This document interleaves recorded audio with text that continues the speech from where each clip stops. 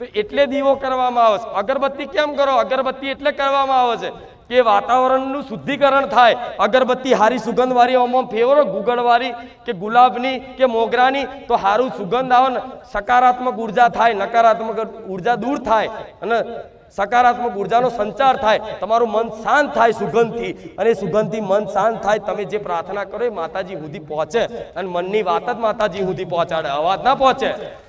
આ શું ખોટું? ગુગળનું ધૂપ શેના માટે છે? માતાજીને કરવા ખાતર। ગુગળનું ધૂપ શું માતાજીને સુગંધિત કરીએ કે? અરે એ તો પોતે જે ફૂલોમાં સુગંધ નહીં એ મારી માતાના સુગંધ છે। આ ગુલાબની સુગંધથી શું થાય? ના, મારા જેવી માતા તો પહેલેથી સુગંધિત હોય। પણ એ બધી ઉપાસના પદ્ધતિ તમારા માટે છે કે કંઈક કરતા બસ મન લાગે અને મનની વાત પહોંચે છે, અવાજ નહીં પહોંચતો। અને તો રડીને અવાજ પહોંચાડો। માડી માડી એટલે માડી માડી મનમાં બોલ, રડવાની જરૂર નહીં।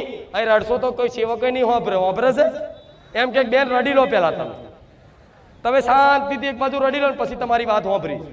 હા શું ખોટું? અહીં રડતા રડતા માડી હું બહુ દુઃખી છું, હું કંઈક વાત કહું ને તો એના સંભળાય ને દુઃખમાં રોવ જ તે। હું કહું શું કીધું તને? માડી ફરી નેચે જઈને પૂછે, માડી શું કીધું તમે? પતી ગયું? એટલે હું તો કહું રડવાની જરૂર નહીં, રડવું હોય તો રડવું આવતું હોય ને બહુ દબાઈ રાખો। એકલા છે ને એકલા કોઈ ના હોય, ઘેર એકલા હોય ને મઠમાં બેહીને દરવાજો વાંકીને રોઈ લેજો તમારી માતાના આગળ, રોઈ લેજો। હું માતા કહીશ એટલી શાંતિનો અનુભવ થશે કે દુનિયામાં શાંતિ ક્યારે તમે એવી જોઈ નહીં હોય એક વખત આહુડા નાખવાથી માતાની આગળ। આ શું ખોટું? પણ ના, એવું તો ચોક કોઈને આવડે।